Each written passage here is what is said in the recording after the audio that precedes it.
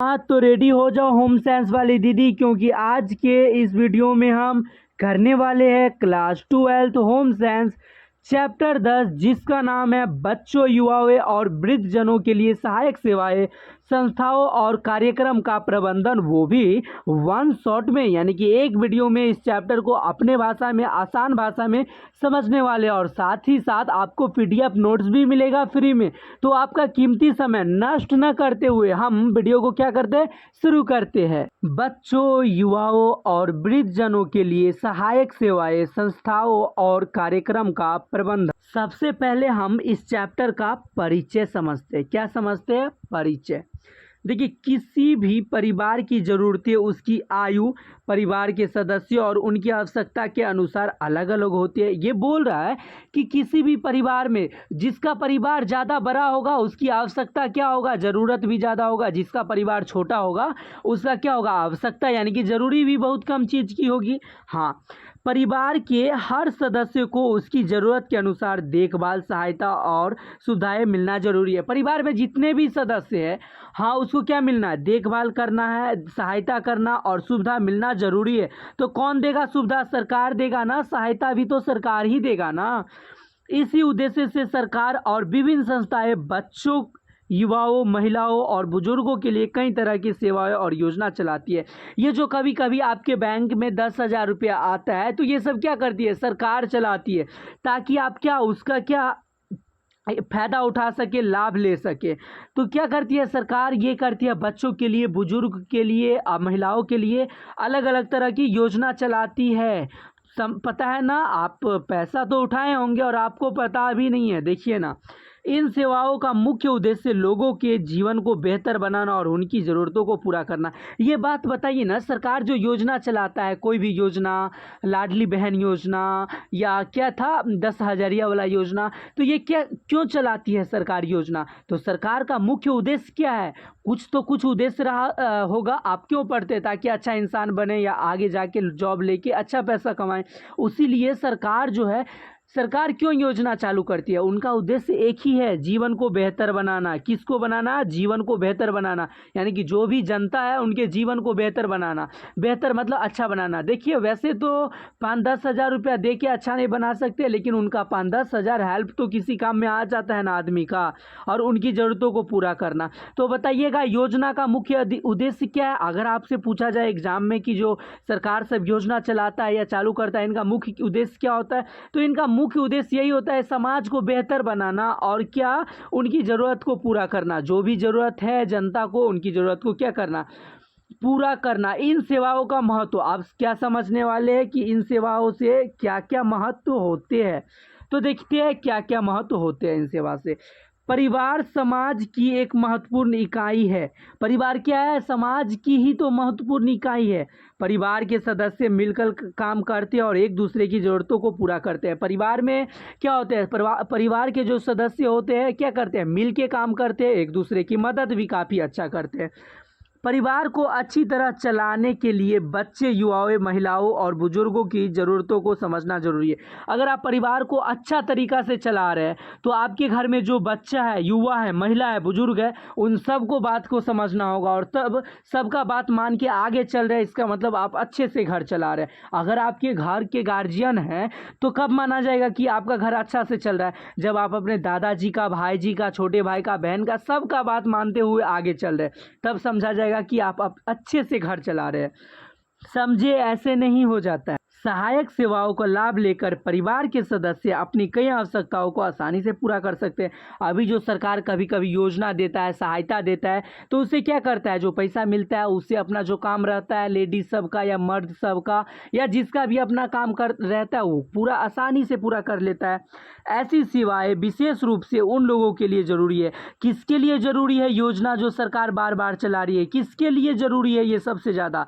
जिन्हें किसी कारण से पर्याप्त सहायता नहीं मिल पाती, जिसको हेल्प नहीं मिल पाता, गांव में कर्जा मांगने जाता है तो कर्जा नहीं मिलता है, उनके लिए ज़रूरी है ये योजना। लेकिन आजकल योजना का तो फ़ायदा सब उठा रहे हैं, क्योंकि अक्सर मिडिल फैमिली ही उठाते हैं। हाँ, अक्सर क्या करते हैं, मिडिल फैमिली ही उठाते हैं। तो बताइएगा इन सेवाओं का महत्व क्या है। ये जो सेवा था, इन सेवा का महत्व क्या है। एक परिवार चलाने में इनका महत्व बहुत ज़्यादा है। अगर किसी को सख्त ज़रूरत है और उस समय में ये सेवा मिल जाए तो वो अपना जिसमें ज़रूरत था वो काम पूरा कर लेगा। जिसको दुकान खोलने के लिए पैसा चाहिए, थोड़ा मोड़ा छोटा मोटा दुकान, उसको पैसा मिल जाता है। यानी कि यह सेवा किसके लिए ज़रूरी है बताइएगा। जिनको गांव में कर्ज नहीं दिया जाता है, जिनको कोई सहायता करने के लिए तैयार नहीं है, उनके लिए ये फ़ायदा है और उनके लिए अच्छा है। क्या लिखा गया अब यहाँ समझते हैं। भारत में सहायक सेवाओं और संस्थाओं की कमी को दूर करने के लिए सरकार लगातार प्रयास कर रही है। यानी कि भारत में क्या है, सहायक सेवा यानी कि जो हेल्पिंग ग्रुप है, सहायक सेवा जो ग्रुप वाली दीदी है, उनको क्या वो बहुत कम है। तो इनको बढ़ाने के लिए क्या सरकार लगातार प्रयास कर रही है ताकि गाँव में भी जाए।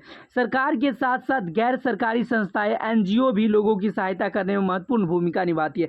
देखिए सरकार तो काम कर ही रही है, साथ में एक प्राइवेट लिमिटेड है, यानी कि प्राइवेट वाला सब अपना मदद करता है, जिसको बोलते हैं NGO। क्या बोलते हैं जिसको, NGO। ये भी अपना क्या करता है, मदद करता है। और NGO का फुल फॉर्म यहाँ लिखा गया है, आप पढ़ सकते हैं, नॉन गवर्नमेंटल ऑर्गेनाइजेशन, गैर सरकारी संस्था। यानी कि ये सरकार नहीं चला रहा है। देखिए अभी क्या हो रहा है, हर एक जगह हेल्प नहीं मिल रहा है, यानी कि सहायक सेवा हर एक जगह नहीं है। यानी कि जो ग्रुप वाला है, जिसको किसान को लोन मिल पाए, ये सब उतना गाँव में नहीं है। इसलिए अब सरकार चाह रही है कि हर एक गांव में हो। और सरकार का साथ कौन दे रही है, NGO, जो क्या एक प्राइवेट कंपनी का मालिक है। ये सब गरीब आदमी का, जिसके पास कम धन है, उस सबको मदद करने के लिए ऐसा कर रहा है, NGO खोला है। आप समझते हैं समाज के संवेदनशील समूह। अरे भैया आप समाज में रहते हैं, हम भी रहते हैं, आप भी रहते हैं तो ये अपने समाज के संवेदनशील समूह कौन सा है बताइएगा। देखिए बच्चे, युवा और बुजुर्ग समाज के संवेदनशील समूह माने जाते हैं। अगर आपको पूछा जाएगा एग्जाम में या कहीं समाज के संवेदनशील समूह कौन है, तो बच्चे को, युवा को और बुजुर्ग को क्या कहा जाता है, संवेदनशील समूह माना जाता है। समझ गए, संवेदनशील समूह किसको कहा जाता है, बच्चे, युवा और बुजुर्ग को। इन लोगों को सम्मान लोगों की तुलना में अधिक देखभाल, सुरक्षा और सहायता की आवश्यकता होती है। इन लोगों को क्या होती है, जो सुरक्षा की आवश्यकता होती है, अधिक देखना पड़ता है। बच्चा को भी अधिक देखभाल करना पड़ता है, युवा को भी और बुजुर्ग को भी। तो जिसको भी अधिक देखभाल करना पड़े उसको बोलते हैं संवेदनशील है। जिसको क्या करना पड़े, खाना के लिए भी डांटना पड़े, अधिक क्या करना पड़ेगा, अधिक एकदम निगरानी रखना पड़े, सब चीज़ का देखभाल करना पड़े, और उसी को क्या कहते हैं, संवेदनशील समूह। ये समझिए संवेदनशील समूह क्यों होते हैं।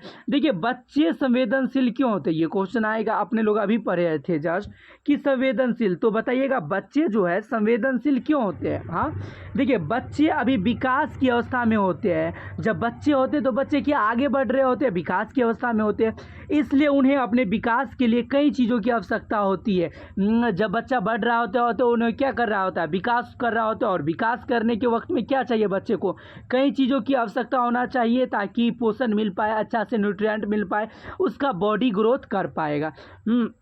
तो इसको क्या सब चाहिए, अच्छा भोजन चाहिए, अच्छा पोषण चाहिए, उचित स्वास्थ्य देखभाल, उसका स्वास्थ्य का देखभाल अच्छा से होना चाहिए, उसको शिक्षा अच्छा से देना चाहिए, प्यार और अपनापन, और प्यार के साथ साथ अपनापन भी दिखाना चाहिए, खेलने और सीखने का अवसर, और उसे खेलने दे, सीखने का अवसर दीजिए, गलती से ही सीखता है इसलिए खेलने और सीखने का अवसर दीजिए, सुरक्षा और प्रोत्साहन, और उसको सुरक्षा भी दीजिए। तो बताइएगा बच्चे संवेदनशील क्यों हैं, क्योंकि बच्चे को ये सब चीज़ की ज़रूरत है और बच्चा का देखभाल करना पड़ता है, और इसीलिए बच्चे को हम संवेदनशील मानते हैं। पता है आपको, अब तो पता चल गया ना कि बच्चे संवेदनशील क्यों होते हैं। देखिए यहाँ क्या लिखा गया है, यदि बच्चे को यह सुविधा सही समय पर नहीं मिलती है, कौन सा सुविधा बच्चे को सही समय पर नहीं मिलती है भैया, तो उनके शारीरिक, मानसिक और सामाजिक विकास पर पूरा प्रभाव पड़ सकता है। ये जो जितना देखे है कि प्रोटीन चाहिए बच्चे को ज़्यादा डांटना नहीं चाहिए, अगर ये सब बच्चा को नहीं मिलेगा शुरू में, तो क्या होगा, शारीरिक से, मानसिक से, अपना मस्तिष्क से और सामाजिक विकास, और जो आसपास में रह रहा है समाज, उसका बुरा प्रभाव पड़ेगा उसके दिमाग पे। क्या प्रभाव पड़ेगा, एकदम बहुत बुरा इफेक्ट पड़ेगा, बुरा प्रभाव पड़ेगा उसके दिमाग पे। आप समझते हैं, इसी कारण बच्चे को समाज का संवेदनशील वर्ग माना जाता है। तो बताइएगा बच्चे को संवेदनशील वर्ग क्यों माना जाता है, क्योंकि बच्चा जो है क्या होता है, बच्चा एक तो बच्चा को सब चीज़ की ज़रूरत होती है। हाँ चाहे वो जो भी हो, पोषण हो, मिल्क हो, सब चीज़ की आवश्यकता होती है, और इसी जिसको सब चीज़ का देख रेख करना पड़ता है उसी को बोलते तो है संवेदनशील। जिसको क्या करना पड़ता है, सब चीज़ की देख रेख करना पड़ता है, उसी को क्या बोलते हैं अपन, संवेदनशील बोलते हैं। अब समझते हैं भारत में क्या लिखा गया। भारत में बच्चों के लिए कानूनी और प्राथमिक देखभाल, भारत में क्या किया गया, बच्चों के लिए कानून भी बनाया गया और प्राथमिक देखभाल कैसे होता है। भारत में बच्चों की सुरक्षा और उनके अधिकारों के लिए कई कानून और नियम बनाए गए। भारत में क्या, बच्चों की सुरक्षा और उनकी अधिकार के लिए कई कानून बनाए गए हैं। बच्चों से संबंधित कानून मुख्य रूप से दो प्रकार की परिस्थितियाँ से जुड़ी होती है। अगर बच्चा से कोई रिलेटेड यानी कि बच्चा से कोई संबंधित कानून है तो ये दो चीज़ से जुड़ी होती है। किस परिस्थिति से, या तो हो सकता है वो बच्चे, क्या लिखा है, वे बच्चे जो कानून का उल्लंघन करता हो या वे बच्चे जिन्हें देखभाल और संरक्षण की आवश्यकता होती है। बताइएगा, बच्चों से संबंधित कानून मुख्य रूप से दो प्रकार की होती है। एक तो होते हैं आपका बच्चे जो कानून का उल्लंघन करते हैं, बच्चे क्या करते हैं, कानून का उल्लंघन करते हैं, और दूसरा बच्चे जिन्हें देखभाल और आरक्षण की आवश्यकता होती है। ऐसे बच्चे जिन्हें क्या करना पड़ेगा, हर हाल में देखभाल करके रखना पड़ेगा। देखिए, वे बच्चे जो कानून का उल्लंघन करते हैं, कुछ बच्चे होते हैं ना जो कानून का उल्लंघन करते हैं। कुछ बच्चे आपने देखे अपने घर के आसपास में जो एकदम एडवांस बनता रहता है, उसको बार बार समझाओ फिर भी नहीं समझता, किसी का बात ही नहीं मानता रहता है। तो कुछ बच्चे क्या कानून का उल्लंघन करते हैं। तो कभी कभी किसी बच्चे द्वारा कानून का उल्लंघन हो जाता है, ऐसे बच्चे को बाल अपराधी या जुवेनाइल कहते हैं। कभी कभी क्या होता है, किसी बच्चे द्वारा कानून का उल्लंघन कर दे, कभी कभी क्या करते हैं, बच्चे कानून का उल्लंघन कर देते हैं, ऐसे को क्या कहते हैं, बाल अपराधी। यानी कि बच्चा है लेकिन अपराध किया है ना, कानून का उल्लंघन किया है ना, इसीलिए इसको बोलते हैं बाल अपराधी। पुलिस द्वारा ऐसे बच्चे को पकड़ा जा सकता है, ऐसे जो कानून का उल्लंघन कर रहा है वो बच्चा ही क्यों ना हो उसको पकड़ा जाएगा, लेकिन उसके साथ सामान्य अपराधी जैसा व्यवहार नहीं किया जाता। लेकिन जैसा अपराधी के साथ किया जाता है, लाठी डंडा के साथ, गाली गलौज के साथ बात, वैसे नहीं किया जाएगा। अगर बच्चा है, कानून का उल्लंघन किया गया है तो वो तो अपराधी कहाएगा, लेकिन उनको पकड़ा तो जाएगा, पुलिस से भी पकड़ा जाएगा, लेकिन उनके साथ जैसे अपराधी के साथ किया जाता है वैसे नहीं किया जाता।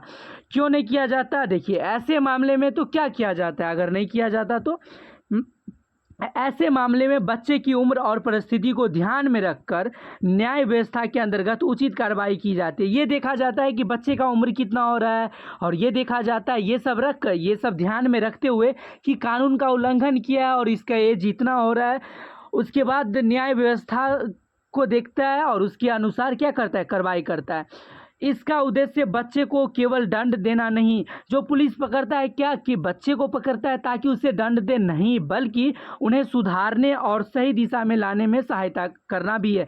यही चाहता है पुलिस सब, या जो भी दंड देता है और जो करेगा, यही चाहता है कि तुम बिगड़ो नहीं, तुम क्या करो, सही दिशा में जाओ, यानी कि शिक्षा के दिशा में जाओ, सुधारने का मौका देगा। तो बताइएगा, अगर बालक जो है यानी कि बच्चा कानून को तोड़ता है तो क्या वो अपराधी माना जाएगा, बिल्कुल बाल अपराधी तो कहा जाएगा। उसे पुलिस पकड़ेगा भी, लेकिन यही होगा कि पुलिस उसे दंड देगा उसके उम्र के हिसाब से। अगर 18 साल से पहले बच्चा है तो उसको उम्र मतलब क्या सज़ा थोड़ा हिसाब से होगा, लेकिन सज़ा तो होगा, कुछ तो होगा उस पर कार्रवाई। और कार्रवाई क्यों करेगा, ताकि वो भविष्य में क्या हो जाए, सुधर जाए और सही मार्ग पे आ जाए, समझे।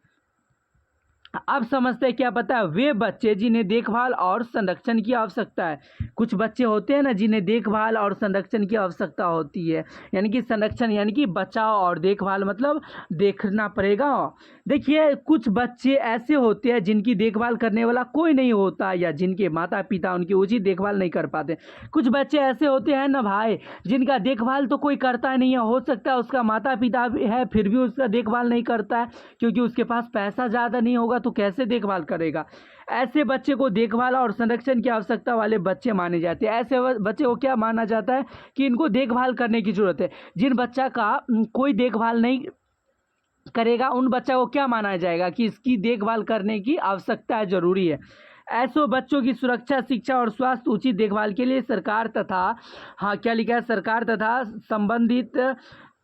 संस्थाएं सहायता प्रदान करती है। जिन बच्चों का कोई नहीं है, माता पिता भी पढ़ा नहीं पा रहा है, सहायता नहीं पा रहा है, उचित देखभाल नहीं कर पा रहा है, उनको क्या होता है, सरकार ना शिक्षा, स्वास्थ्य और उचित देखभाल करता है और स्वास्थ्य संबंधित क्या सहायता भी प्राप्त करता है। और देखभाल और संरक्षण की आवश्यकता वाले बच्चों की पहचान, कि हम कैसे पहचानेंगे कि इस बच्चा की देखभाल की ज़रूरत है, यानी कि इस बच्चा को हेल्प की ज़रूरत है, सहायता की ज़रूरत है, कैसे हम पहचानेंगे। तो देखिए, जिनका कोई अस्थाई घर या रहने का उचित स्थान नहीं है, जिनके पास अपना घर नहीं होगा, उन्हीं को न पहचानेंगे ये क्या है, ये घर से भागा होगा या इनके पास घर नहीं है, तो उनको क्या करना चाहिए, हम लोग को देखभाल करना चाहिए। जिनके माता पिता या परिवार उनकी देखभाल करने में सक्षम नहीं है, हो सकता है किसी का क्या होता, परिवार देखभाल कर नहीं पाता है या देखभाल करने में सक्षम नहीं है किसी आर्थिक स्थिति के बल में, तो उसको हमको क्या देखभाल करना चाहिए और संरक्षण करना चाहिए। उसके बाद जो बच्चे घर से भाग गए या सड़कों पर रहने को मजबूर है, जो बच्चे क्या या तो घर से भाग गए या सड़क पर सो रहे हैं या सड़क पर बार बार है, तो उसको भी क्या करना है, बचाना है, हम लोग को मदद करना है, देखभाल करना है। जिन बच्चों के साथ कोई दुर्व्यवहार या शोषण का खतरा हो, जिन बच्चों का क्या कोई किसी के साथ वो मतलब कोई उसके साथ दुर्व्यवहार करता है या शोषण हो रहा है, तो उसको भी हमको क्या करना चाहिए, देखभाल करना चाहिए और उनकी हमारी क्या है, आवश्यकता है। तो इतना था, आप समझ जाएंगे कि किनको हमको आवश्यकता करना चाहिए। तो जिनका कोई घर नहीं होगा, जिनके माता पिता हो सकता है उनको पालने पोसने में सक्षम नहीं हो, जो बच्चे घर से भाग गया होगा, रोड पर हो, और जिन बच्चों के साथ कोई दुर्व्यवहार या शोषण करता हो, उनको क्या करना है, हम लोग को देखभाल करना है। कहीं भी देखें हम लोग क्या करेंगे, इनका देखभाल करेंगे और संरक्षण करेंगे, यानी कि बचाएंगे इनका देखभाल करके। देखिए, देखभाल और संरक्षण की अनावश्यकता वाले बच्चों की पहचान। देखिए, एक और है, जो बच्चे मानसिक या शारीरिक रूप से कमजोर, बीमार या दिव्यांग है, उन्हें उचित देखभाल की जरूरत है। जो बच्चे क्या है, मानसिक रूप से, शारीरिक रूप से कमजोर है या बीमार है या दिव्यांग है, उन्हें क्या होगा, उचित देखभाल की जरूरत है, यानी कि डॉक्टर से उचित देखभाल कराएंगे तभी हो पाएगा ना। हाँ, तो इनकी भी क्या है, हमकी आवश्यकता है, यानी कि इनका भी हेल्प करना चाहिए। जिन बच्चों के साथ दुर्व्यवहार या अनैतिकता व्यवहार किया गया, जिन बच्चों के साथ दुर्व्यवहार के साथ साथ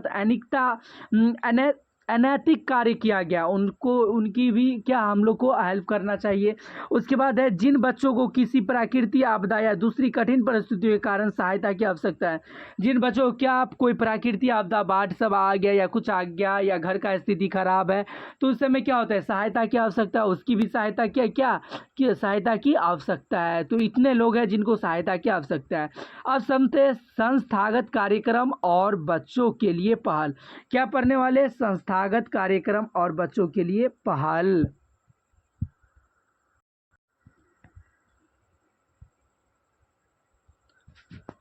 अब समझते हैं संस्थागत कार्यक्रम और बच्चों के लिए पहल, यानी कि सरकार और गैर सरकारी संस्थाओं द्वारा बच्चों की सहायता के लिए कई प्रकार के कार्यक्रम और योजनाएं चलाई जाती है। यानी कि सरकार कौन हुआ, जो सरकार है, गैर सरकार कौन हुआ, जो प्राइवेट संस्था होता है, कोई मदद करता है ना। जैसे देखिए, अभी असम में बाढ़ आया, असम में फुकरा इंसान हो गया, अलख पांडे सर जी हो गए, हमारे गुरुजी, वो रह चुके और सदा रहेंगे। उसके बाद कौन हुआ, खान सर हुए, ये सब क्या असम में बाढ़ में मदद कर रहे हैं ना। तो ये सब क्या है, गैर सरकारी है, ये सब सरकार थोड़ी ना है, गैर सरकारी है। और वहाँ के असम के जो सीएम हैं वो भी मदद कर रहे हैं लोगों का, तो ये क्या हुआ, सरकार। तो ये बोल रहा है कि सरकार और गैर सरकार द्वारा, संस्थाओं द्वारा बच्चों की सहायता के लिए कई प्रकार के कार्यक्रम और योजना चलाई जाती है। जो सरकार मिलके और गैर सरकार मिलके बच्चों के लिए क्या कई प्रकार की योजना चलाई जाती है, ताकि बच्चे पढ़ सके, आगे बढ़ सके। इसलिए इनका मुख्य उद्देश्य, ये जो चलाते हैं योजना सब, इनका मुख्य उद्देश्य क्या है बताइएगा। इनका मुख्य उद्देश्य है स्वास्थ्य प्लस पोषण प्लस शिक्षा प्लस सुरक्षा और उचित विकास प्रदान करना है। बताइएगा, ये सब जो कार्यक्रम चला रहे हैं सरकार सब मिलके और सरकार का जो हेल्प कर रहे हैं कुछ और लोग, ये सब क्यों, इनका उद्देश्य एक ही है, बच्चे में स्वास्थ्य होना चाहिए, बच्चे में पोषण होना चाहिए, बच्चे में शिक्षा होना चाहिए, उसके बाद सुरक्षा होना चाहिए, और उसके बाद क्या होगा, उचित विकास होगा। समझ गए ना क्या क्या होगा। इसलिए एक खोला है, ये सब बच्चों के लिए क्या खोल दिया पता है, ये अभी जस्ट नहीं खोला है, बहुत दिन पहले खोला गया था, समेकित बाल विकास सेवाएं। क्या, समेकित बाल विकास सेवाएं, इसको बोलते हैं आईसीडीएस। क्या बोलते हैं? आईसीडीएस यानी कि समेकित बाल विकास सेवाएं। देखिए आईसीडीएस का फुल फॉर्म क्या होता है रे मर्दबा? ए दीदी जी, आईसीडीएस का फुल फॉर्म यहाँ समझ लेते हैं क्या होता है। देखिए इंटीग्रेटेड चाइल्ड डेवलपमेंट सर्विस यानी कि समेकित बाल विकास सेवाएं। देखिए ये क्यों बनाया गया होगा बताइएगा? समेकित बाल विकास, एक मिनट भाई साहब, ये क्या आ गया? समेकित बाल विकास सेवाएं बच्चों को विकास के लिए चलाया जाने वाला एक महत्वपूर्ण कार्यक्रम है। यह क्यों बनाया गया? ये जो है आईसीडीएस यानी कि समेकित बाल विकास सेवा क्यों बनाया गया? ताकि बच्चे का विकास हो, बच्चा को जो भी चाहिए वो इसमें मिलेगा। समेकित बाल विकास बच्चे के विकास के लिए चलाया गया। क्यों चलाया गया? बच्चे के विकास के लिए चलाया गया। देखिए तो इसका मुख्य उद्देश्य क्या है, ये क्यों चलाया गया? तो इसका मुख्य उद्देश्य है छोटे बच्चे, कौन सा बच्चा? अपने लोग नहीं, अपने लोग के छोटे बच्चे जो आएंगे फ्यूचर में। हाँ अभी से मत, हाँ हाँ इधर देखिए तो मुख्य उद्देश्य क्या है? छोटे बच्चे, गर्भवती महिला और स्तनपान कराने वाली माताओं को स्वास्थ्य और पोषण में सुधार करना। देखो आईसीडीएस का अगर आपको एग्जाम में पूछेगा कि आईसीडीएस का काम क्या है, तो सर मैं बताता हूँ ना, मैं सोमनाथ भैया के पास पढ़ा हूँ कि छोटे बच्चों, गर्भवती महिला, जो गर्भवती महिला है, जो स्तनपान है यानी कि बच्चे को दूध पिलाती है वो मम्मी सब, उनकी क्या, उन माताओं का स्वास्थ्य में पोषण यानी कि उनका तबीयत ठीक होना चाहिए, उनमें विटामिन होना चाहिए, उन्हें पोषण होना चाहिए। इसी काम के लिए ये आईसीडीएस खोला गया है, सरकार और गैर सरकारी मिलके खोला गया है। तो बताइएगा समेकित बाल विकास सेवाओं का मुख्य उद्देश्य क्या है? अभी तो देखे थे उद्देश्य, लेकिन अब थोड़ा डिटेल में देखते हैं। यानी कि आईसीडीएस का उद्देश्य क्या है बताइएगा थोड़ा डिटेल में। आईसीडीएस का उद्देश्य देखिए क्या उद्देश्य है। जीरो से क्या लिखा गया? 0 से 6 वर्ष तक के बच्चे, किशोरियों, माताओं और स्तनपान कराने वाली माताओं को स्वास्थ्य, पोषण और प्रारंभिक शिक्षा से संबंधित सुविधा देना। यह लिखा गया है जो 0 से 6 वर्ष तक का बच्चा यानी कि 6 साल तक के बच्चे को क्या, किशोरियों को, किशोरियाँ अपने लोग तो किशोरी है, गर्भवती माता को, जो महिला प्रेग्नेंट है, और जो स्तनपान, जो मम्मी अपने बच्चे को दूध पिला रही है, इन सब माताओं को क्या देना चाहिए? पोषण देना चाहिए और शिक्षा के संबंधित क्या सुविधा देना चाहिए, ज़्यादा से ज़्यादा सुविधा देना चाहिए। ये किसका काम है? आईसीडीएस का। गर्भवती तथा स्तनपान कराने वाली माताओं को स्वास्थ्य, पोषण, स्वच्छता और उचित देखभाल के बारे में जानकारी देना। यानी कि जो गर्भवती महिला, जो प्रेग्नेंट है और जो अपने बच्चे सबको दूध पिलाती है, उन सबको ये भी जानकारी देती है आईसीडीएस, यानी कि गाँव में जा जा के, हर घर में जा जा के बताती है कि आप लोग को पोषण लेना चाहिए, बॉडी में इसलिए कमज़ोर है, अपने आसपास साफ सुथरा रखना चाहिए। इन सब के बारे में जानकारी देता है कौन? आईसीडीएस। और क्या जानकारी देता है? एक जानकारी और है, 3 से 6 वर्ष तक के बच्चे को आंगनबाड़ी माध्यम से प्रारंभिक शिक्षा प्रारंभिक शिक्षा प्रदान करना। यानी कि आईसीडीएस में यह भी नियम बनाया गया, यह भी उद्देश्य है कि जो बच्चा 3 से 6 वर्ष के बीच में है ना, वो आंगनबाड़ी के माध्यम से अपना प्रारंभिक शिक्षा प्रदान करे। यानी कि जितना हो सके, क्योंकि बच्चा है तो आरंभिक ही करेगा ना, तो इसलिए आंगनबाड़ी में 0 से 6 साल तक के बच्चे को भेजना चाहिए। कि अब क्या है, छोटे बच्चे और गर्भवती तथा स्तनपान कराने वाली माताओं का पोषण एवं स्वास्थ्य का नियमित निगरानी करना।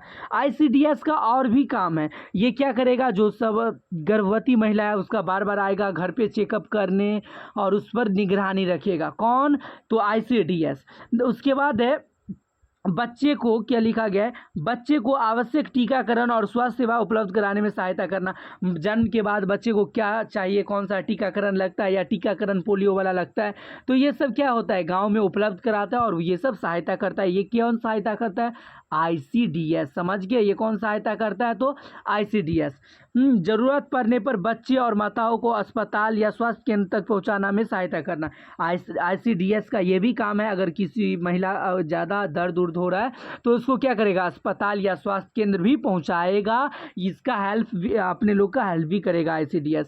तो आईसीडीएस का यही सब क्या उद्देश्य है, और इसीलिए ये समझते हैं SOS बाल गाँव होता क्या है? क्या SOS बाल गाँव क्या होता है? तो देखो SOS बाल गाँव एक गैर सरकारी सामाजिक संस्था है, यानी कि सरकार द्वारा नहीं है, लोग सब मिलके बनाया है, जो प्राइवेट कंपनी का मालिक सब होगा उसका है। यहाँ उन बच्चों की देखभाल करती है जिन्हें अपने माता पिता या परिवार का उचित सहारा नहीं मिल पाता। यहाँ क्या किया जाता है, जिनको परिवार से उचित सहारा नहीं मिल पाता या जिनके माता पिता नहीं होते, उन बच्चों का देखभाल यहाँ किया जाता है। इसका मुख्य उद्देश्य बच्चे को परिवार जैसा माहौल देकर उनकी देखभाल और परवरिश करना। तो बताइएगा SOS बाल गाँव क्या है? तो यह एक सरकारी सामाजिक संस्था है, यानी कि यह एक प्राइवेट संस्था है, सरकारी नहीं है। यह एक प्राइवेट संस्था है जिसमें क्या किया जाता है, उन बच्चों को लाया जाता है जिनके माता पिता नहीं है, या हो सकता है जिनके माता पिता इनका अच्छे से पालन पोषण नहीं कर पा रहे, उन बच्चों को लाया जाता है। और क्या किया जाता है यहाँ पे, इनका मुख्य उद्देश्य क्या है, यह क्यों बनाया गया है SOS बाल गाँव? तो मेरी दीदी सुनो, यह इसलिए बनाया गया है ताकि बच्चे को इसमें क्या किया जाता है, परिवार जैसा माहौल दिया जाता है। कैसा? परिवार जैसा, हाँ, एकदम लगेगा कि सब घुल मिल के ऐसा माहौल दिया जाता है। और उनकी देखभाल परवरिश करना और उनकी देखभाल भी परिवार के तरह ही किया जाता है। अगर आप माहौल दीजिएगा परिवार वाला और देखभाल भी कीजिएगा परिवार जैसे, तो फिर वो क्या गाँव के जैसा ही कहलाएगा, उनका अपना फैमिली ही लगेगा। तो ये तो समझ गए ना। अब देखिए इसका उद्देश्य क्या है, ये जो बनाया गया SO बाल गाँव, ये इसका उद्देश्य क्या है? तो देखिए ऐसे बच्चों, क्या लिखा गया है यहाँ पे, ऐसे बच्चे को परिवार जैसा वातावरण और प्यार देना जो किसी कारण से अपने जैविक परिवार के साथ नहीं रह पा रहे। इसका उद्देश्य क्या है, जो बच्चे के माता पिता नहीं है या जो बच्चे अपने घर से भाग आए और जो बच्चे क्या है, जो बच्चे के माता पिता सही से उनका भरण पोषण नहीं कर पा रहे, वैसे बच्चे को परिवार जैसा वातावरण देना, अच्छे से क्या उनका देखभाल करना, यही इसका उद्देश्य है और इसीलिए ये बनाया गया था। अब समझते कार्य विधि तथा लाभ, इसमें कैसे काम होता है, कैसे क्या लाभ सब चलता है इसमें। हाँ, समझते हैं क्या? तो कार्य विधि तथा लाभ। देखिए प्रत्येक SOS घर में एक माँ रहती है, मतलब घर की तरह बनाया जाता है SOS। प्रत्येक SOS में क्या रहती है? माँ। माँ तो आखिर माँ ही होती है यार। प्रत्येक SOS घर में एक माँ होती रहती है जो लगभग 10-15 बच्चों की देखभाल करती है। अलग अलग रूम है, मान के चलिए ये अलग अलग रूम है। प्रत्येक घर में एक माँ को रखा जाता है, यानी कि उस सब बच्चा उसको माँ ही बोलता है, तो माँ रहती है। और जो कितने बच्चों को देखभाल करती है? 10 से 15 बच्चों का देखभाल करती है। बच्चे को एक दूसरे के साथ मिलजुल कर रहना और सहयोग करना सिखाया जाता है। बच्चे को क्या सिखाया जाता है SOS घर में? यह सिखाया जाता है कि आपस में हम लोग को क्या रहना चाहिए, मिलजुल कर रहना चाहिए, साथ रहना चाहिए। और आपस में अगर कोई प्रॉब्लम आए या कहीं कुछ फंस जाए कुछ में, तो सहयोग करना है सभी का। सभी बच्चे एक परिवार की तरह साथ रहते हैं। सभी बच्चे क्या कहते हैं? सभी बच्चे एक परिवार की तरह साथ रहते हैं और इससे उन्हें प्यार, अपनापन और परिवार का अनुभव मिलता है, क्योंकि एक माँ को मिलाया जाता है, क्योंकि एक माँ रहती है। तो ये मामूली सी बात है कि अगर माँ रहेगी तो सब बच्चे को परिवार जैसा ही फील रहेगा, भले वो अपनी माँ ना हो, लेकिन फिर भी बच्चे लोग वहाँ तो और है ना, सभी के माता पिता तो नहीं है, लेकिन एक माँ बन के आती है और इसीलिए सबको परिवार जैसा माहौल लगता है और एकदम अच्छा लगता रहता है सबको। हाँ, आसपास के परिवारों, क्या लिखा गया है, आसपास के परिवारों और गाँव के लोगों को भी बच्चों की सहायता करने के लिए जोड़ा जाता है।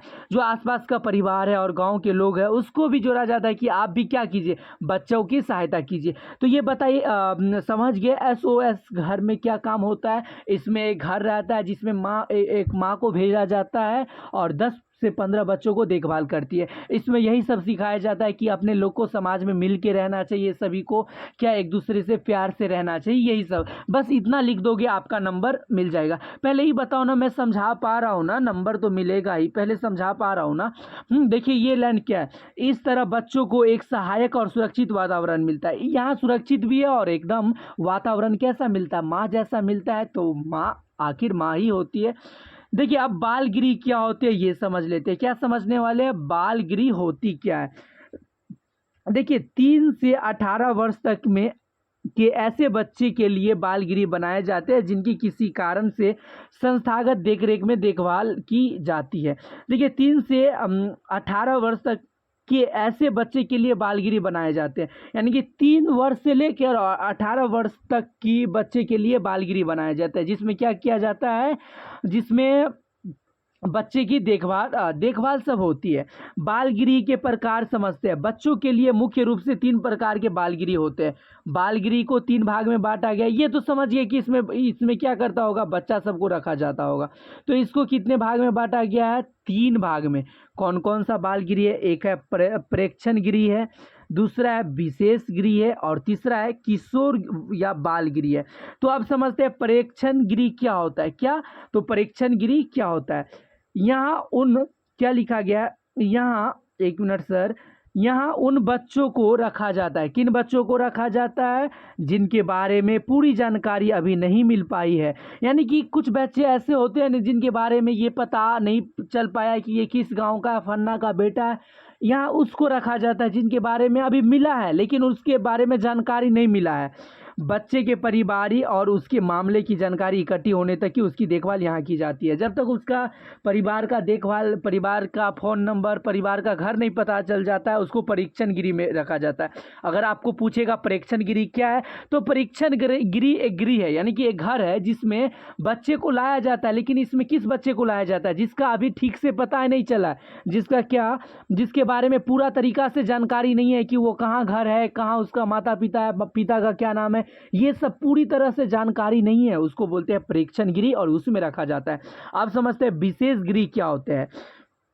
तो देखिए ऐसे बच्चों को क्या लिखा जाता है, हाँ, ऐसे बच्चे को विशेष गृह में रखा जाता है जिसकी उम्र 18 वर्ष से कम और जिन्हें कानून से संबंधित किसी मामले में देखरेख की जरूरत होती है। यानी कि विशेष गृह में किसको रखा जाता है, जिनकी उम्र क्या हो, 18 वर्ष से कम है और जिन्हें कानून से संबंधित, यानी कि केस जिस पर हो गया हो या कुछ ऐसा संबंधित पुलिस जिसको ढूंढ रहा है, उसको रखा जाता है विशेष गृह में। हाँ, लेकिन पुलिस ढूंढ रहा है, अगर आप सही है तो अभी वो रखिएगा, गलत है तो पुलिस ढूंढेगा तो अब तो जबरदस्ती देगा आपको।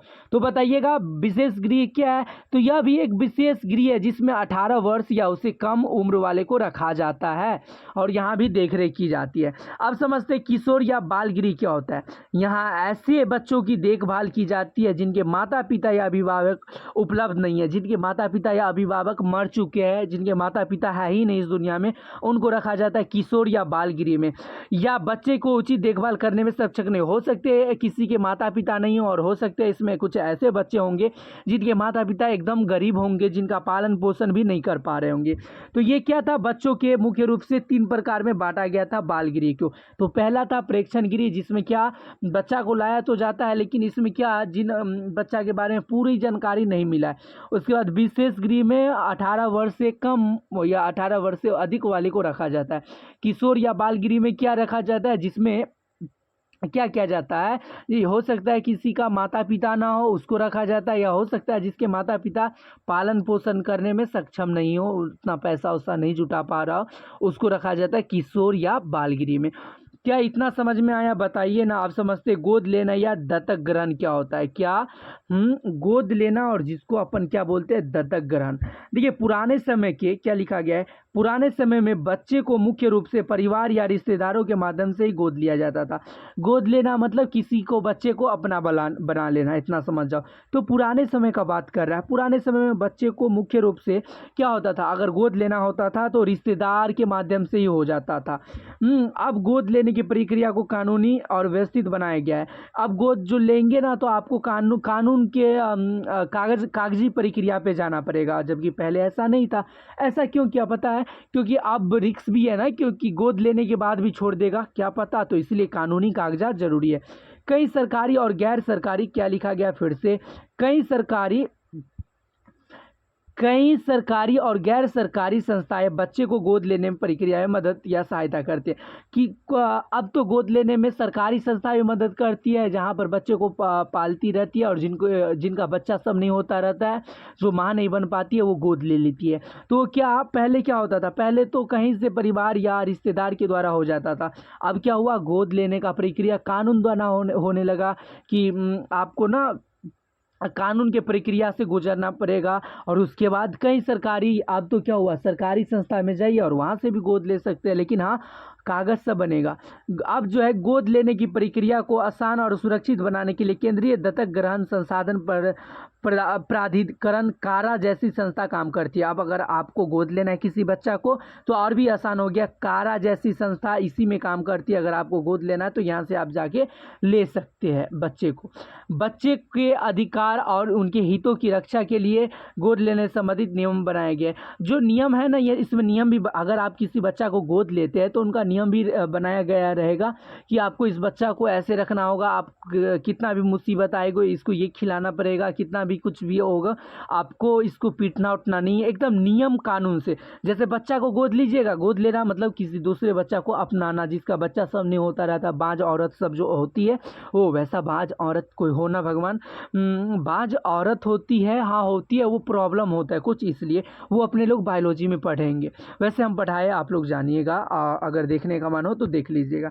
देखिए युवा क्यों संवेदनशील होते हैं, आज पढ़ने वाले, इससे पहले हम पढ़े थे क्या कि बच्चा क्यों संवेदनशील होते हैं। संवेदनशील किसको बोलते हैं, जिसको सुरक्षा की ज़रूरत होती है, जो सही से केयर, जिसको केयर की ज़रूरत है उसको बोलते हैं। तो आखिर युवा जो है वो क्यों संवेदनशील होते हैं, बताइए ना, ये अपने लोग युवा है तो क्यों संवेदनशील है। देखिए इसमें लिखा गया है राष्ट्रीय युवा नीति 2014 के अनुसार, कब के अनुसार, राष्ट्रीय युवा नीति 2014 के अनुसार 15 से 29 वर्ष की आयु के व्यक्ति को युवा माना जाता है।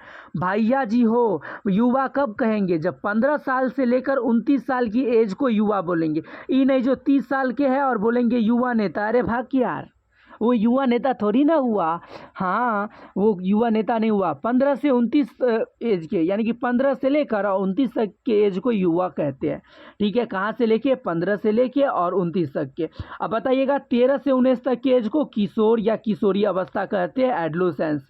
हाँ देखिए इसी तरह यहाँ लिखा भी गया है, इसी तरह 13 से 19 वर्ष की आयु के लोगों को किशोर या किशोरी कहा जाता है। जो 13 से 19 वर्ष का लोग है ना उसको किशोर या किशोरी कहा जाता है। अपने लोग किशोर है या तो किशोरी है, अरे दीदी आप लोग किशोरी है, हम तो किशोर है लेकिन नाम मेरा सोमनाथ है। हाँ हम किशोर है लेकिन नाम मेरा किशोर सोमनाथ है।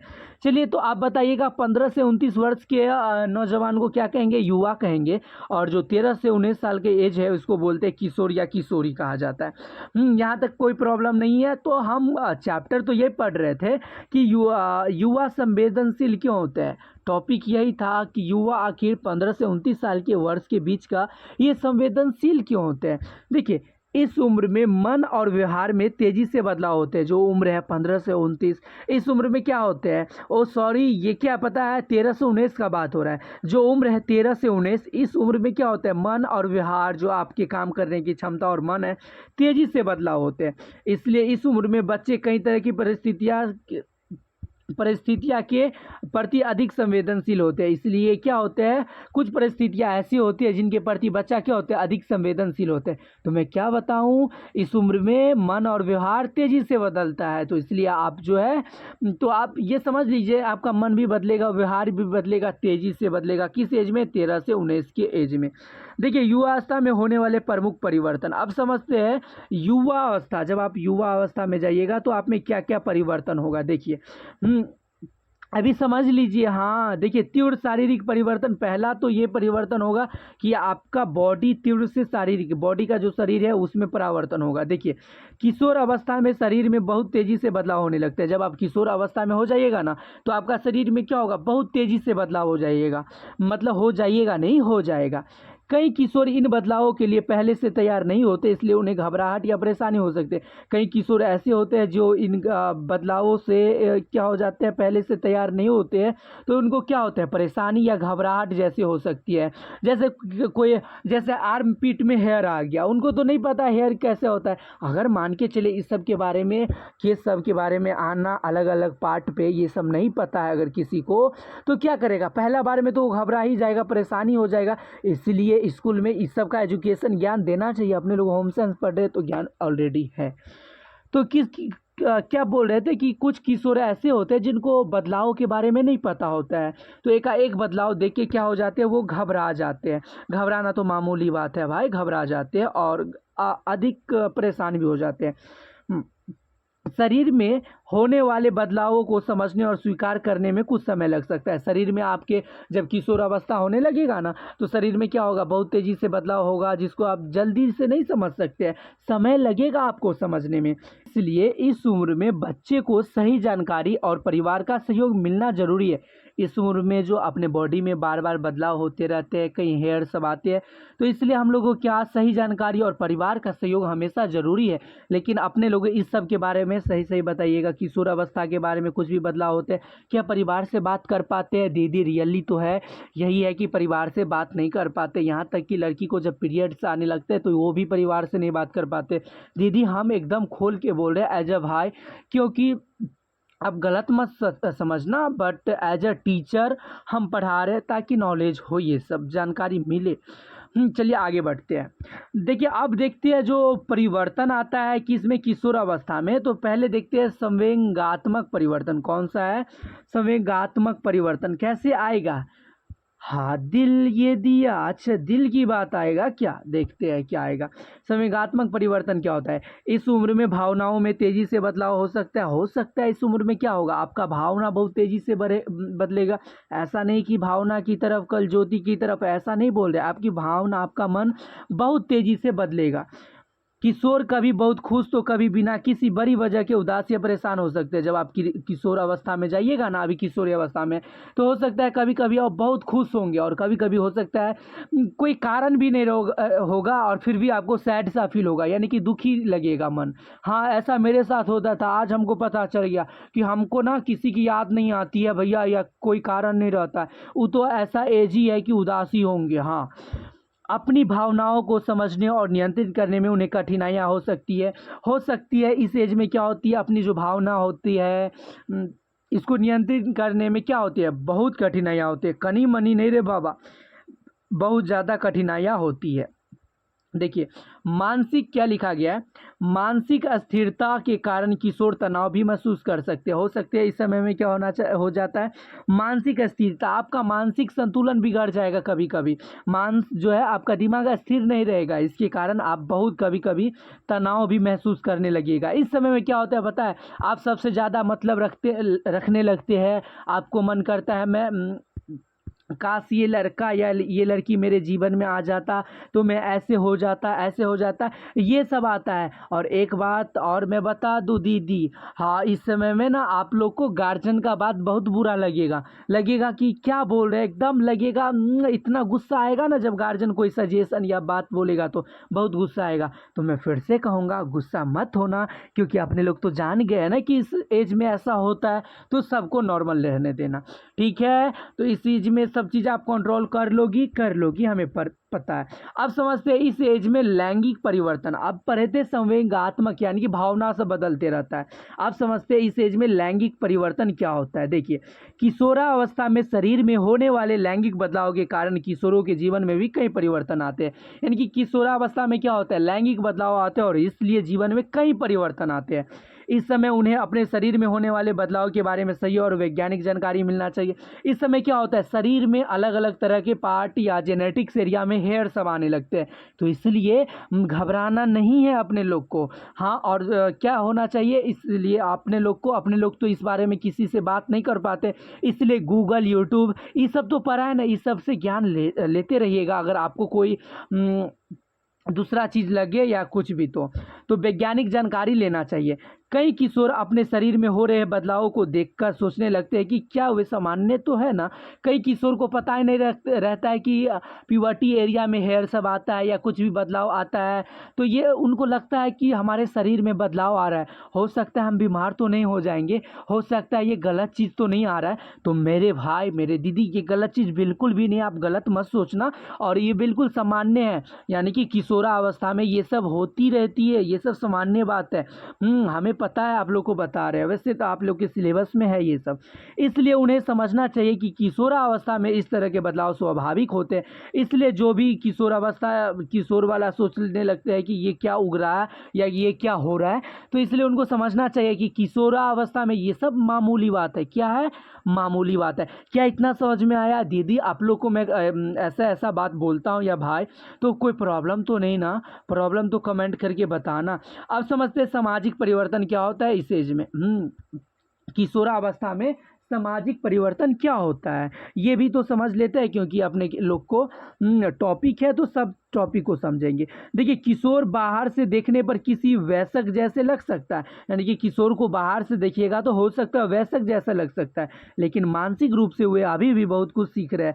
हाँ, अगर किसी किशोर को देखिएगा तो लगेगा कि हाँ एकदम मैच्योर बॉय है, अच्छा बॉय है, समझदार है, लेकिन रियल बात यह है कि मानसिक रूप से अभी वो सीख ही रहा है, क्योंकि किशोरावस्था में गया है हमर बबनी हमर बबुआ, तो अभी सीखे रहा है ना। हाँ, कभी कभी उनके साथ छोटे बच्चों जैसा व्यवहार किया जाता है और कभी उनसे वैसों को जैसे उम्मीद की जाती है। कभी कभी घर में उनके साथ क्या किया जाता है, छोटे बच्चों जैसा व्यवहार किया जाता है कि छोटा बच्चा है, और कभी कभी कहता है नहीं आप बहुत बड़े हो गए हो, ये काम करना पड़ेगा, ये सब किया जाता है। इससे वे भ्रमित या परेशान हो सकते हैं। इससे क्या किया जाता है, उसको भ्रमित किया जाता है, या हो सकता है कभी कभी वो परेशान भी हो सकता है। देखिए अब क्या कहता है, इस उम्र में दोस्त और समाज का प्रभाव भी बढ़ जाता है। इस उम्र में क्या होता है, दोस्त और समाज का प्रभाव बढ़ जाता है, यानी कि दोस्त क्या बोल रहा है वो भी आपको बुरा लगेगा, या क्या बोल रहा है हमारे बारे में क्यों बोला, या समाज बोल रहा है हमारे बारे में बोल रहा है, गलत बोल रहा है, ये भी आपको बुरा लगेगा। किस एज में, किशोरावस्था में। याद रखिएगा मेरी जान, कई बार किशोरों को लड़के या लड़की होने का आधार पर अलग अलग नियमों और व्यवहार का सामना करना पड़ता है। यानी कि कई बार किशोरों को क्या, ये लड़की अगर लड़का है तो उसका अलग व्यवहार नियम का पालन करना पड़ता है, जब किशोर जैसे पीरियड्स आता है तो लड़की को पूजा नहीं मतलब पूजा नहीं करती है लड़की सब, या पूजा करने नहीं दिया जाता है, जबकि ये गलत है। तमिलनाडु सब में आप जाइए, जब पीरियड्स आता है तो भगवान को प्रसादी सब चढ़ाती है, किसी अपने ही भारत का बात कर रहे किसी राज्य में, लेकिन अपने यहाँ क्या है, पूजा सब नहीं करने दिया जाता है, जबकि ये गलत है। यानी कि भेदभाव हो रहा है भाई ये। हाँ, ऐसा नहीं है कि पीरियड्स आने पर उनको या मेंस्ट्रुएशन साइकिल आने पर उनको पूजा नहीं किया जाना चाहिए। अलग अलग यही तो बोल रहा है कि किशोर में क्या होता है, अलग अलग नियम होने लगता है जब वो किशोर अवस्था में जाते हैं। अब देखते हैं साथियों द्वारा स्वीकृति। इस एज में साथी तो बहुत बड़ा रोल, साथी रे बताना, साथी के बारे में जान रहे हैं, यानी कि साथी द्वारा स्वीकृति, यानी कि इस एज में, युवा एज में, किशोरावस्था एज में साथी की बहुत बड़ी स्वीकृति होती है। देखिए, किशोरों के लिए उनके दोस्तों और साथियों की स्वीकृति बहुत महत्वपूर्ण है। हाँ रे भैया, यानी कि फ्रेंड जोन, आजकल जो है फ्रेंड जोन बहुत महत्वपूर्ण है किशोर के लिए।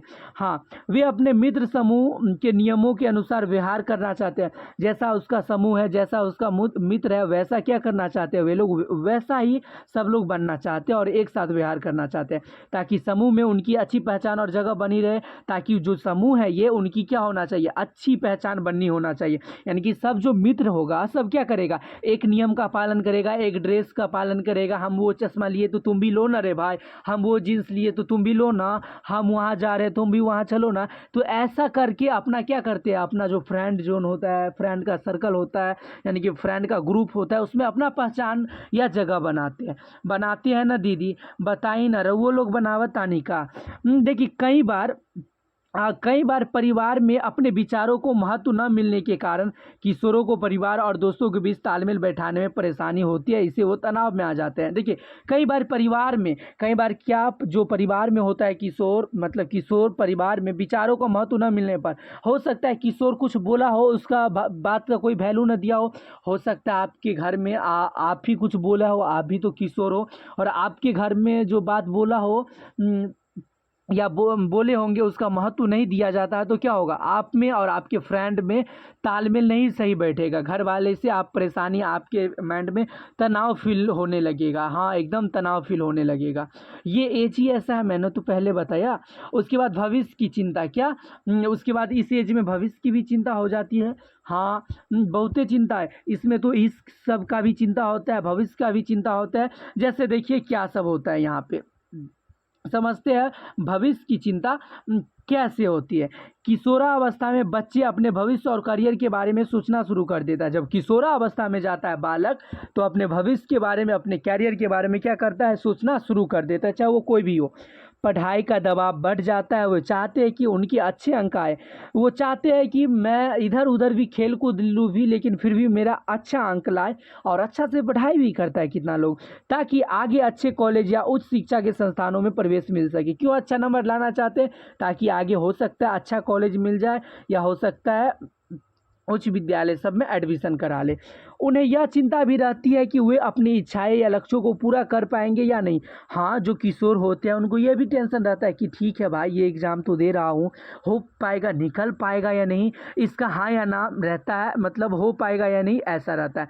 इसी कारण कई बार तनाव में रहने लगते हैं। इसी कारण क्या होता है, आजकल के जो किशोर है वो तनाव में रहने लगते हैं। एक तो भविष्य की चिंता करते हैं, और एक तो अगर भविष्य की चिंता के साथ साथ अगर वो जॉब का एग्ज़ाम सब देने जाता है तो ये भी होता है कि एग्ज़ाम निकलेगा या नहीं। बहुत तनाव झेलना पड़ता है जेन जी को भाई, जेन जी को ही नहीं, किशोरावस्था को। अब समझते हैं विपरीत लिंग, क्या लिखा गया, विपरीत लिंग के प्रति आकर्षण। इस एज में आप किसी लड़की को देख के या कोई लड़की लड़का को देख के अट्रैक्ट हो जाता है, जो सही बात है, मैंने सिंपल बताया। हाँ देखिए, किशोरावस्था में लड़के और लड़कियां एक दूसरे के प्रति आकर्षण होना सामान्य बात है। किशोरावस्था में लड़की और लड़कियां क्या करते हैं, एक दूसरे के आकर्षण होते हैं। वो उसको चाहने लगता है, वो उसको चाहने लगता है, जिसको कहते हैं अपन भाषा में प्यार होने लगा, ऐसा कहता है। जबकि प्यार वार कुछ भी नहीं होता है दीदी, मैं आपको बताऊं, प्यार वार कुछ भी नहीं होता है। ये सब जितने ये जिस्म के भूखे होते हैं। हाँ हाँ, लेकिन आप बात कर रहे हैं या कुछ भी कर रहे हैं तो आपका भी गलती है। देखिए, किशोर चाहते हैं कि विपरीत लिंग के लोग उन्हें पसंद करें और उनके व्यक्तित्व को स्वीकार करें। जो किशोर होता है, चाहे वो लड़का है तो वो लड़की को चाहता है, लड़की है तो वो लड़का के चाहता है। विपरीत लिंग यानी कि एक दूसरे को चाहते हैं, और यही चाहते हैं कि उनको एक्सेप्ट करे। लड़का या लड़की जो भी चाहते हैं, यही चाहते हैं कि उनको एक्सेप्ट करें। इसी कारण वे अपने पहचान, रूप, रंग और व्यवस्थित पर अधिक ध्यान देने लगते हैं। और इसी कारण क्या करेगा, जो लड़का होगा या जो लड़की होगी किशोरावस्था में, अपना पहनावा, अपना ओढ़ावा, अपना सेंट मार के, लिपस्टिक लगा के, लड़का चश्मा लगा के, घड़ी लगा के, थोड़ा हैंडसम बन के और थोड़ा स्टैंडर्ड पर ज़्यादा ध्यान देने लगता है, ताकि सब मेरे तरफ अट्रैक्ट हो, बात करे। ऐसा उनका क्या रहता है, विपरीत लिंग के प्रति आकर्षण रहता है। किस एज में, किशोरावस्था में। अब समझते हैं राष्ट्रीय सेवा योजना, जिसको NSS बोला जाता है। तो ये पढ़ने से पहले किशोर अवस्था का जितना भी पढ़ा है वो एक बार पढ़ लीजिएगा, कोई भारी नहीं था। देखिए, राष्ट्रीय सेवा योजना का मुख्य उद्देश्य विद्यार्थियों को समाज सेवा और देश के विकास से जुड़े कार्यों में भाग लेने के लिए प्रेरित करना है। बताइएगा, राष्ट्रीय सेवा योजना एक योजना है जिसका मुख्य उद्देश्य क्या है, विद्यार्थियों को समाज सेवा और देश के विकास से जुड़े कार्यों में भाग, यानी कि विद्यार्थी को बताया जाए कि देश के जो सेवा उस सब में भाग लिया जाए, इस सब के लिए प्रेरित करना, कहना, यानी कि अपने लोग क्या करेंगे, देश में जो भी समाज सेवा है, जो भी देश को आगे बढ़ाएगा, उस काम सब में आप लोग भी भाग लीजिए। यही इसका किसका उद्देश्य है, राष्ट्रीय सेवा योजना में। जैसे देश में पेड़ लगाना है तो विद्यार्थी लोग को भी भाग लेना चाहिए। देश में समाज को क्या करना है, गरीब को किसी चीज़ के बारे में बताना है, या समाज में गांव में जाके किसी चीज़ के बारे में बताना है, तो उस सब में भाग तो ले सकता है विद्यार्थी। और यही इसका काम है, राष्ट्रीय सेवा योजना यही चाहता है कि विद्यार्थी जो है ना, बताने में सहयोग करे सब चीज़ को। देखिए, इससे विद्यार्थी में सेवा, सहयोग, अनुशासन और जिम्मेदारी की भावना विकसित होती है। इससे क्या होगा, विद्यार्थी जो है वो सेवा करना जानेगा, सहयोग करना जानेगा, अनुशासन में रहेगा और अपना जिम्मेदारी उठाना जानेगा, अपना जिम्मेदारी संभालना जानेगा। अब देखिए, योजना के अंतर्गत क्या लिखा गया, योजना के अंतर्गत किए जाने वाले कार्य। योजना के अंतर्गत क्या क्या काम किए जाते हैं, किस योजना के जरिए, तो NS में। देखिए, NS के अंतर्गत विद्यार्थियों द्वारा कई प्रकार के सामाजिक कार्य किया जाता है। NS में जो है विद्यार्थी अभी भी जुड़ा है और उनके द्वारा क्या कई प्रकार के काम किया जाता है, बहुत अधिक प्रकार की क्या किया जाता है, यानी कि अलग अलग तरीके से काम किया जाता है। जैसे सड़कों का निर्माण और उनकी मरम्मत करना, ये सब किसके द्वारा किया जा रहा है, विद्यार्थियों के द्वारा। विद्यालय की इमारत और आसपास के स्थानों की सफाई तथा देखरेख करना, ये सब कर रहा है विद्यार्थी लोग। गाँवों में तालाब और अच्छी देखरेख करना, जो गांव में तालाब है उसकी अच्छी से क्या हो रहा है, देखभाल हो रहा है।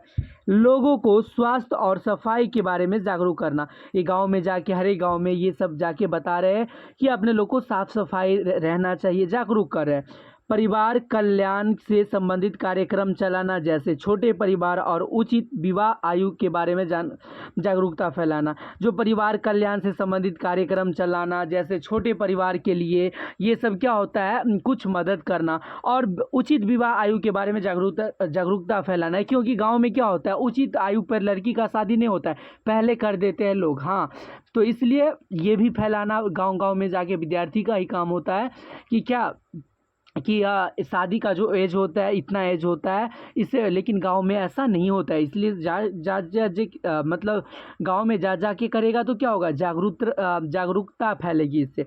शिक्षा और साक्षरता से जुड़े कार्यक्रम चलना, यानी कि शिक्षा से जुड़ा कार्यक्रम सब चलाना और सरकार के प्रति आंदोलन भी उठाना जब गलत करेगा। अब समझते हैं राष्ट्रीय सेवा स्वयं सेवक योजना आखिर होता क्या है। देखिए, इस योजना के अंतर्गत नेहरू युवा केंद्र के माध्यम से, क्या बोल रहे हैं, इस योजना के अंतर्गत नेहरू युवा केंद्र के माध्यम से युवाओं को समाज सेवा के कार्य में भाग लेने का अवसर दिया जाता है। ये इस योजना के अंतर्गत क्या होता है, नेहरू युवा केंद्र के माध्यम से, यानी कि नेहरू युवा केंद्र एक जगह है जिसके माध्यम से युवा को समाज सेवा के कार्यों में भाग लेने का अवसर दिया जाता है। जो भी युवा है वो क्या करेगा, समाज सेवा में भाग लेता है और उसको मौका दिया जाता है। इसमें ऐसे युवाओं को शामिल किया जाता है जो अपने खाली समय का उपयोग समाज और देश की सेवा में करना चाहते हैं। देखो, राष्ट्रीय सेवा स्वयं सेवक योजना क्या है, इसमें ऐसे लोगों का उपयोग किया जाता है जो क्या है, खाली टाइम बैठा रहता है और जो जिसका क्या करता जी जो क्या करेगा आगे जाके, वो अपने खाली समय का उपयोग करके समाज और देश की सेवा में लगाएगा। यही इसका राष्ट्रीय सेवा स्वयं सेवक योजना का क्या है, उद्देश्य और काम है। देखो, योजना का उद्देश्य जो कोई योजना है इसका उद्देश्य क्या है आखिर, हाँ, जो ये योजना है इसका उद्देश्य क्या है, तो देखिए इसका उद्देश्य क्या है, ग्रामीण क्षेत्रों के विद्यार्थियों और युवाओं को अपने गांव के विकास में योगदान देने योग्य बनाना। जो भी गांव में लोग रह रहे हैं, जो भी युवा सब है, उस सबको ये क्या मतलब सभी चीज़ के बारे में बताना, और ताकि वो लोग भी क्या करेगा, अपने गांव के विकास में योगदान देगा। युवाओं में आत्मनिर्भर, सामाजिक समानता, लोकतांत्रिक भावना, एकता और वैज्ञानिक सोच विकसित करना। जो भी युवा है उसमें आत्मनिर्भर बनाना, सामाजिक समानता और लोकतांत्रिक भावना, ये पूरा में क्या करना है, लोकतांत्रिक भावना फैलाना और एकता और वैज्ञानिक सोच विकसित करना है।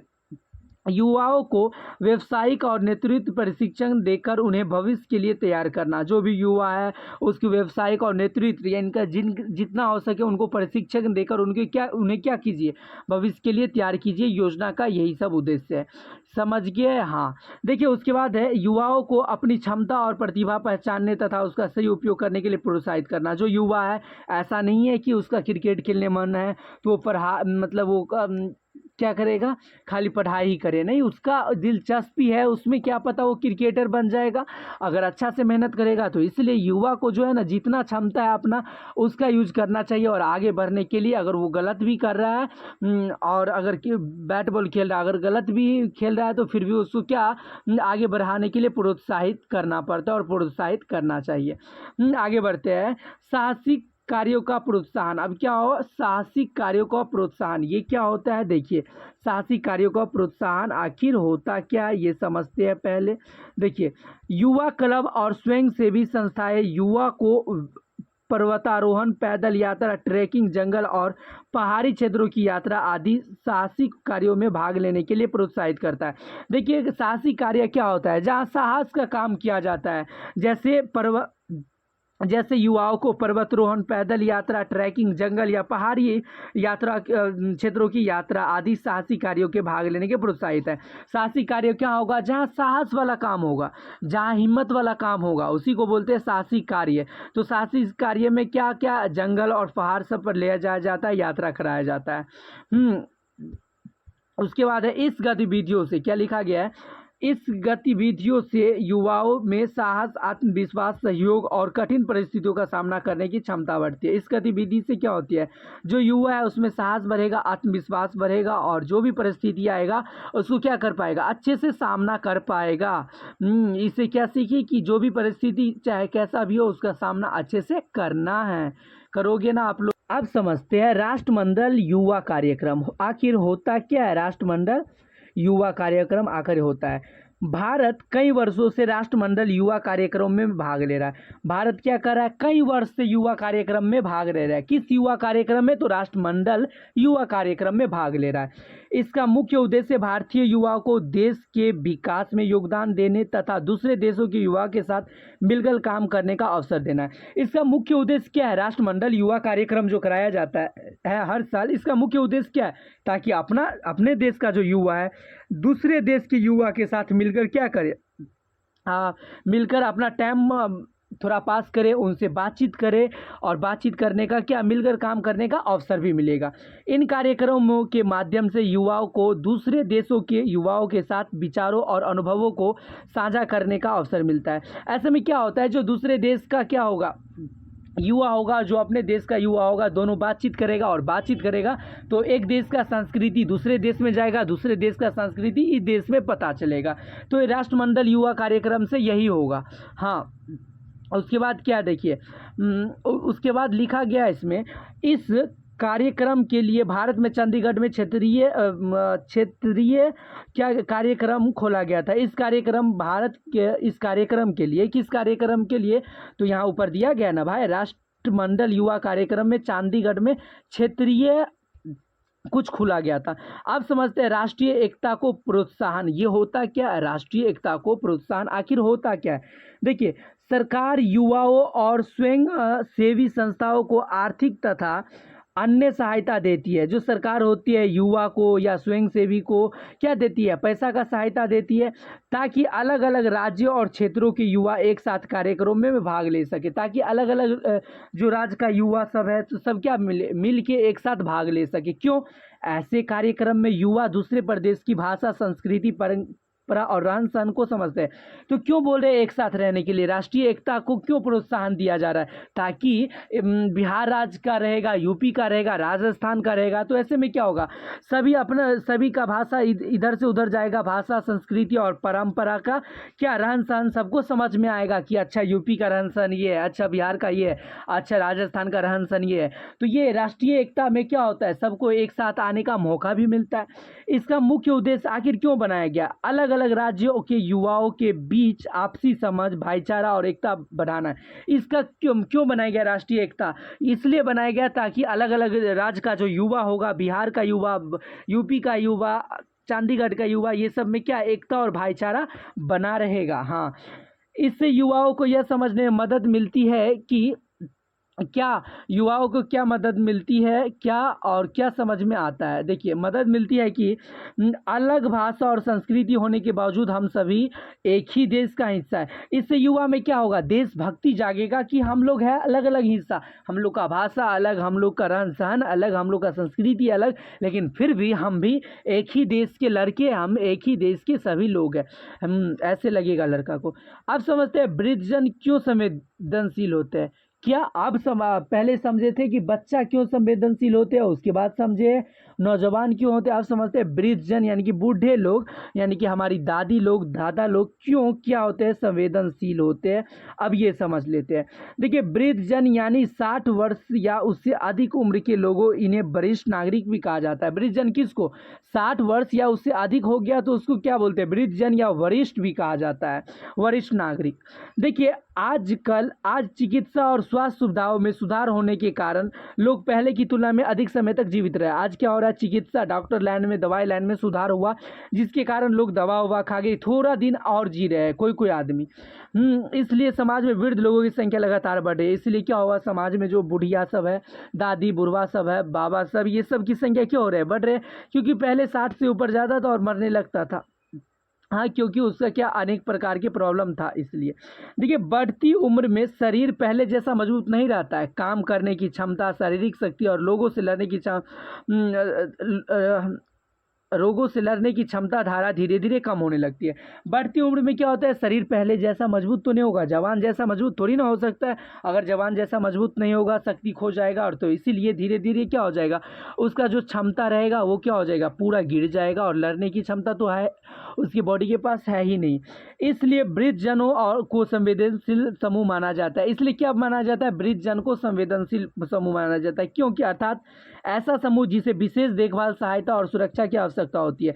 संवेदनशील किसको बोलते हैं, ऐसा समूह जिसे विशेष देखभाल, सहायता और क्या सार्थक की सुरक्षा की जरूरत होती है। तो इसलिए क्या है, हमारे वृद्ध हमारे लिए क्या है, हमारे वृद्ध हमारे लिए क्या है, बताइए ना, संवेदनशील समूह है। देखिए, भारत में वृद्धजनों की जनसंख्या की विशेषता, भारत में जो वृद्धजन है उनकी जनसंख्या बहुत ज़्यादा है, ये भी पता है। उनकी क्या विशेषता है, पहला है ग्रामीण क्षेत्रों में अधिक वृद्धजन, ग्रामीण क्षेत्र में क्या है, बहुत ज़्यादा वृद्धजन है, यानी कि बुढ़वा बुढ़िया है। भारत के लगभग 80% वृद्धजन ग्रामीण क्षेत्रों में रहते हैं। जितने भी भारत के लोग हैं वृद्धजन, वो कहाँ रहते हैं? 80% वृद्धजन ग्रामीण क्षेत्र में रहते हैं। ग्रामीण क्षेत्र में स्वास्थ्य, परिवहन और अन्य सुविधा सीमित हो सकती है। ग्रामीण क्षेत्र में क्या हो सकता है? किसी ग्रामीण क्षेत्र में स्वास्थ्य नहीं लगा हो, परिवहन, ये समस्या सब हो सकती है। इसलिए वहाँ रहने वाले, क्या लिखा गया, इसलिए वहाँ रहने वाले कुछ को विशेष सहायता की आवश्यकता पड़ सकती है। वहाँ जो रहता है उसकी क्या हो सकता है कि किसी को विशेष सहायता की आवश्यकता पड़ सकती है। समझते हैं वृद्ध महिलाओं की संख्या अधिक होती जा रही है। क्या होती जा रही है? वृद्ध महिला जो दादी सब है उस सब की संख्या क्यों होती जा रही है? अधिक होती जा रही है। वृद्ध जनसंख्या में महिलाओं की संख्या पुरुषों की तुलना में अधिक पाई जाती है। वृद्ध संख्या का बात करें तो महिला कम होती है और पुरुष कम होती है और महिला ज़्यादा होती है। अधिक उम्र में महिलाओं को स्वास्थ्य और आर्थिक सहायता जैसी समस्या को सामना करना पड़ता है। जब अधिक हो जाता है उम्र तो स्वास्थ्य तो साथ देता ही नहीं है और साथ साथ कभी कभी पैसा का भी दिक्कत आ जाता है, क्योंकि काम तो करेगा कुछ नहीं। आर्थिक सहायता, और आजकल कभी कभी देखते हैं बेटा पुतौह सब भी उतना खोजता नहीं है। बट आप लोग जिस घर में भी बहू बन के जाना, दीदी लोग, अच्छे से सेवा करना है सबका। जितना सेवा करोगी मैं गारंटी देता हूँ उतना आपको ही फायदा होगा। देखिए 80 वर्ष से अधिक उम्र के लोगों की संख्या बढ़ रही है। जो भी 80 वर्ष से अधिक उम्र के लोगों की संख्या क्या हो रही है? बढ़ रही है। ऐसे लोगों को सामान्य वृद्धन की तुलना में अधिक देखभाल की जरूरत होती है। जो 80 वर्ष से अधिक उम्र का हो गया उनका तो एकदम स्वास्थ्य स्थिति क्या होगा? बहुत खराब होगा। इसलिए उनको अधिक देखभाल करना चाहिए। जिसका एज क्या 80 साल का हो चुका है या 80 साल से ज़्यादा उनको। अब समझते हैं गरीबी की समस्या। हो सकता है गरीबी की समस्या, देखिए लगभग 30% वृद्धजन गरीब रेखा के नीचे जीवन जीते हैं। जितना भी बुढ़वा बुढ़िया सब है, यानी कि दादा दादी सब है, बुढ़वा बुढ़िया नहीं बोलना चाहिए, सॉरी, उस सब का क्या है? 30% लोग गरीबी रेखा से नीचे चले, यानी कि एकदम गरीब है। आर्थिक परेशानी यानी कि पैसा की प्रॉब्लम के कारण उनके लिए भोजन, दवा और स्वास्थ्य सेवाएं की व्यवस्था करना कठिन हो सकता है। मतलब अपना भोजन, अपना दवा और उनका जो भी होगा सेवा का व्यवस्था करना कठिन हो सकता है। ये आर्थिक समस्या भी तो होती है, गरीबी की समस्या, ये सब समझते। स्वास्थ्य संबंधी समस्या भी तो होती है ना, यानी कि वृद्ध एज में स्वास्थ्य संबंधी समस्या। देखिए उम्र बढ़ने के साथ साथ शारीरिक शक्ति भी कमज़ोर होती जाती है। जितना ज़्यादा उम्र बढ़ेगा उतना क्या होगा? शरीर का शक्ति कमज़ोर हो जाएगा और इस कारण बीमारियों भी अधिक होने लगती है। और इस कारण क्या होने लगती है? बीमारियां अधिक होने लगती है। तो यहीं तक था आपका चैप्टर 10। तो बताइए, चैप्टर 10 थोड़ा बड़ा था, हम जानते हैं बड़ा था, तो क्या मैं समझा पाया? आपको अच्छे से समझ में आया? बताइए ना, आपको अच्छे से समझ में आया क्या इस चैप्टर? मिलते हैं नेक्स्ट वीडियो में अगले चैप्टर के साथ। अगर वीडियो आपको हेल्पफुल लगा हो तो वीडियो को लाइक कीजिएगा, चैनल को सब्सक्राइब कीजिएगा और एक प्यारा सा कमेंट जरूर कीजिएगा।